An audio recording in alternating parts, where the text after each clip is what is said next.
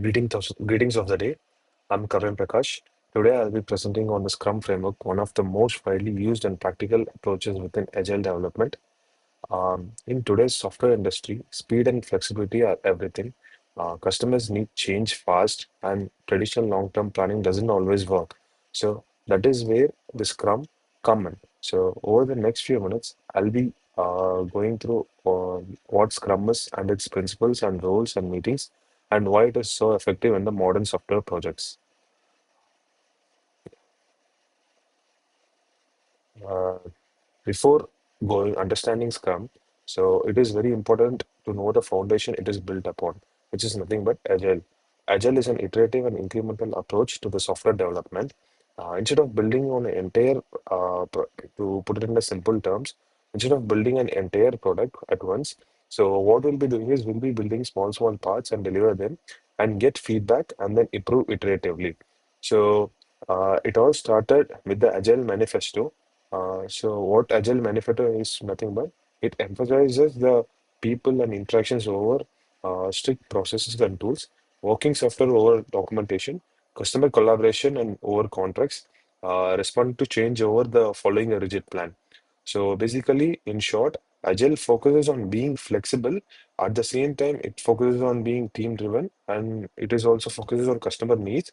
And what Scrum is basically nothing but Scrum is one of the most structured ways to implement the Agile into action. Yeah, going back to the next slide. What is Scrum? So, Scrum is a lightweight Agile framework which is used to develop complex projects. It was created by Jeff Sutherland and Ken Squaver. So, in the late 1990s, Scrum is based on what we call as empirical process control. It means nothing but making decisions based on observations, experience, and evidence rather than fixed predictions. So uh, it is all about these three key points, nothing which is nothing but transparency, inspection, and adaptation. In scrums, teams work in short development cycles called sprints. So basically, what sprint is, each sprint lasts up to somewhere around 2 to 4 weeks, and in each sprint, the teams plan, build, review, and continually improve their product. Um, let's go to the next slide. So below is the image for the Scrum process, how it happens. Let's go to the next slide. Scrum principles. Now coming to Scrum principles. So Scrum basically relies on three main principles. These are also known as the pillars of the Scrum. These three are transparency, inspection, and adaptation. Basically, transparency is everyone involved knows what's happening about the progress, the process, the issues, and the goals that are visible to all the team members and the stakeholders as well. So, coming to inspection, teams regularly check and review their work to catch problems early. So, this happens during meetings like daily stand-up or sprint review, which is nothing but the ceremony of a scrum. We'll see that later in the slides. So, coming to adaptation, based on the feedback and inspection results, team adjust their plans and methods to improve continuously. So the below I've given a quote. Scrum thrives on continuous learning and improvement. So these three acts as the main pillars of Scrum. Now let us move to the Scrum roles. So who are the main participants in the Scrum? So there are just three defined roles, which is very simple but most effective. The three roles are product owner, Scrum master, and development team. Product owner represents the customer, defines what needs to be built. They maintain the product backlog, list of features, fixes, enhancements, and prioritize what gives the most value to the customer. So coming back to the Scrum Master, what he does is he acts as a facilitator, or more like to put it in a simple terms, he acts like a coach. The Scrum Master ensures that everyone follows Scrum principles, helps the team to remove obstacles, and promote continuous improvement. Coming to the development team, the development team designs, builds, and tests the products. There are some cross-functional groups of professionals who design, code, test, and deliver the product increment. So there are no hierarchies in Scrum. Everyone collaborates as a single unit. You can see in the below diagram how it illustrates how they are working together. So without these three working together, Scrum team won't be possible. Now, coming to Scrum events, they are rather known as ceremonies. So, what what is it about is Scrum organizes the workflow into five structured events or ceremonies that that repeat every sprint.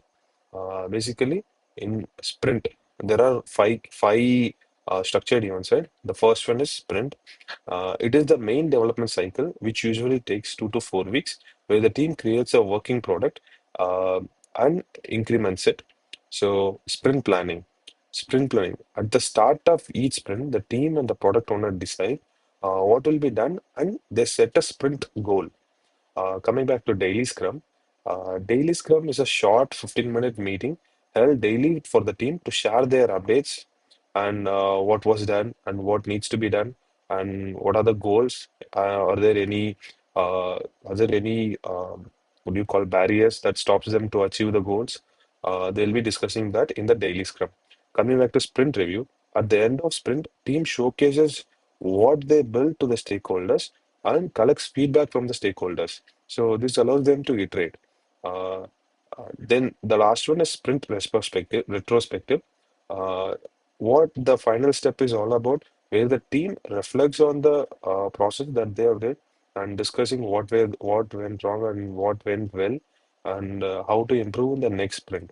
So these events creates a rhythm of planning and then planning and then reviewing and developing and improving over the time. Now coming back to the Scrum artifacts. So this is another main concept in Scrum. Scrum uses three key artifacts to manage information about the work and progress. So these three are product backlog, sprint backlog, and increment. In product backlog, this is a dynamic list of everything that might be needed in the product. What do you call it? These are the necessary features that should be present in the product, and these all are prioritized by the product owner as well. So now coming to the sprint backlog, sprint backlog is a subset of the product backlog. It contains all the tasks the team commits to completing during the current sprint. So uh, coming to increment, the actual working output version of the product produced by the team at the end of sprint is nothing but the increment. So together, all these three artifacts help us to visualize the progress, maintain transparency, and ensure team stays on the track towards the product goal. Now coming to Scrum workflow.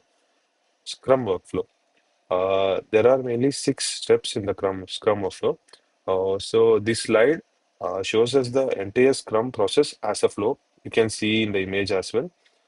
It starts with the product backlog and moves to the sprint planning and then into the sprint itself. Each day, the team meets for the daily Scrum to synchronize the progress. They discuss what needs to be done when what was done. At the end of the sprint, we have a sprint review to show the increment and get feedback, followed by a retrospective to improve the processes, to analyze what was the good things that happened, what was the progress, process, everything they will be discussing in the retrospective to improve again. Then the cycle repeats moving into the next sprint. This iterative loop ensures that the sprint delivers the value while improving the way the team works and the product all over the increment. So now now coming to the benefits of the Scrum. Scrum offers multiple benefits that make it so popular. So one is the faster delivery. Since the work happens in short cycles, features reach customers very quickly. The second one is better collaboration. Continuous communication among team members and stakeholder ensures everyone stays aligned. The third one is adaptability. Teams can quickly adjust to changing requirements or market needs. The fourth one is transparency. It promotes transparency and trust. So frequent deliveries reviews mean customers sees progress and the customers see the progress and then they provide input often. So this creates a trust between the developers and the stakeholders and customers. So the last one is continuous learning and continuous improvement.